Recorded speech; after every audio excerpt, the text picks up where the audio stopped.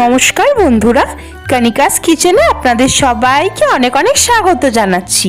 আজকে আমি আপনাদেরকে বেগুন দিয়ে পাবদা মাছের ঝাল বানিয়ে দেখাবো একদম ঘরোয়া পদ্ধতিতে। এই রেসিপিটি খেতে কিন্তু অপূর্ব লাগে। চলুন তাহলে বানানো শুরু করা যাক আমার আজকের রেসিপি। এখানে আমি পাবদা মাছগুলোকে কেটে ভালোভাবে ধুয়ে পরিষ্কার করে রেখেছিলাম। এখন দিয়ে দিয়েছি হাফ চামচ মতন লবণ আর হাফ চা চামচ দিচ্ছি হলুদ গুঁড়ো। এখন লবণ আর হলুদ মাছের গায়ে ভালোভাবে মাখিয়ে নিচ্ছি।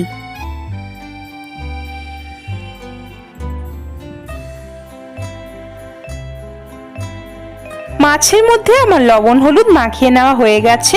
এখন একটা গরম কড়াইতে দিয়ে দিচ্ছি 2 টেবিল চামচ পরিমাণে রিফাইন্ড অয়েল। তেল প্রথমে খুব ভালো মতন গরম করে নিয়েছি, তারপর লবণ হলুদ মাখিয়ে রাখা পাবদা মাছগুলোকে একে একে ছেড়ে দিয়েছি।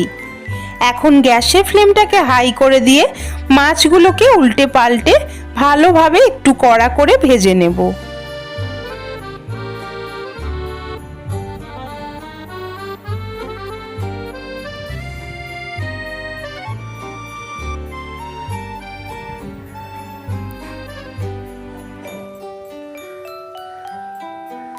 মাছ আমার ভাজা হয়ে গেছে। এখন আমি একটা আলাদা পাত্রের মধ্যে তুলে নিচ্ছি।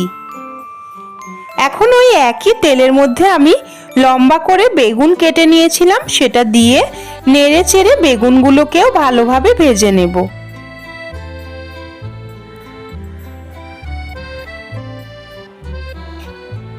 বেগুনও আমার ভাজা হয়ে গেছে, দেখতেই পাচ্ছেন বন্ধুরা। এখন আমি এগুলোকে তুলে নিচ্ছি।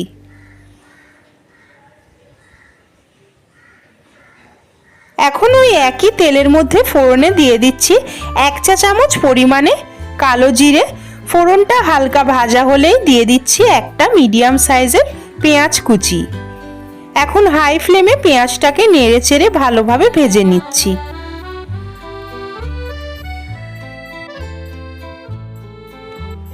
পেঁয়াজ আমার লালচে করে ভাজা হয়ে গেছে। এখন আমি স্বাদ অনুসারে লবণ দিয়ে দিচ্ছি।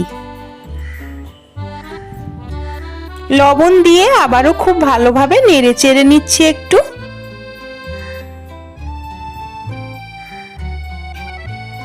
এখন দিচ্ছি একটা ছোট সাইজের টমেটো কুচি।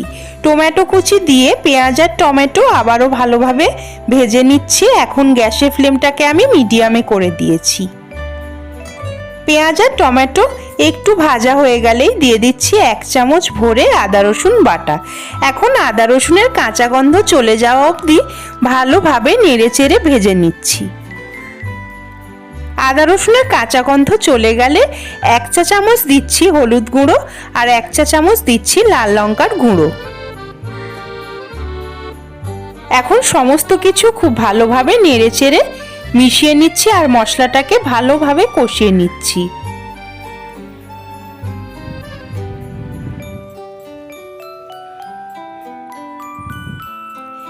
এখন দিচ্ছি 1 চামচ চিনি। চিনি দিলে যে কোনো তরকারিরই স্বাদটা ব্যালেন্স হয়ে যায় আর কালারও খুব ভালো আসে। চিনি দিয়ে আবারও খুব ভালোভাবে নেড়ে চেড়ে মিশিয়ে মশলাটাকে ভালোভাবে কষিয়ে নিচ্ছি। মশলা আমার কষানো হয়ে গেছে প্রায়, দেখতেই পাচ্ছেন বন্ধুরা মশলা থেকে তেল আলাদা হয়ে গেছে। এখন আমি দিচ্ছি পরিমাণ মতন জল।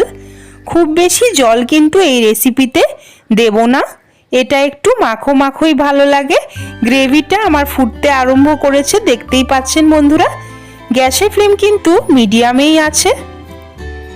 গ্রেভিটা ভালোভাবে ফুটলেই ভেজে তুলে রাখা পাবদা মাছগুলোকে দিয়ে দিচ্ছি।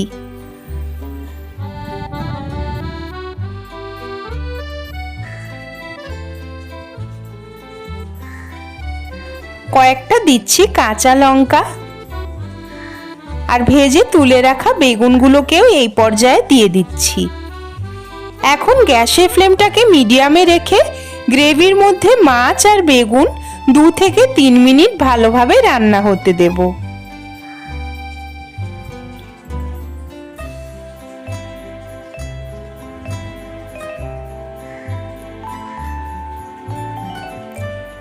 নামাবার একটু আগে দিয়ে দিচ্ছি ধনেপাতা।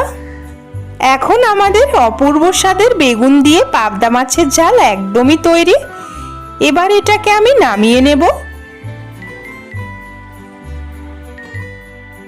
গরম গরম ভাতের সঙ্গে পাবদা মাছের এই রেসিপিটি খেতে অপূর্ব লাগে।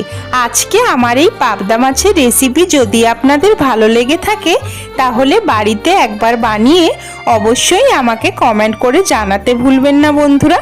ভালো লাগলে একটি লাইক করবেন আর আমার চ্যানেলকে সাবস্ক্রাইব করে আমার পাশে থাকবেন। পাশে থাকা বেল আইকনটিকেও প্রেস করে দেবেন যাতে চ্যানেলে আমি যখনই কোনো নতুন ভিডিও দেব আপনারা সবার আগে দেখতে পেয়ে যান। আর আমার এই রেসিপিটিকে বন্ধুদের মাঝেও বেশি বেশি করে শেয়ার করবেন। আজকের মতন এই পর্যন্তই।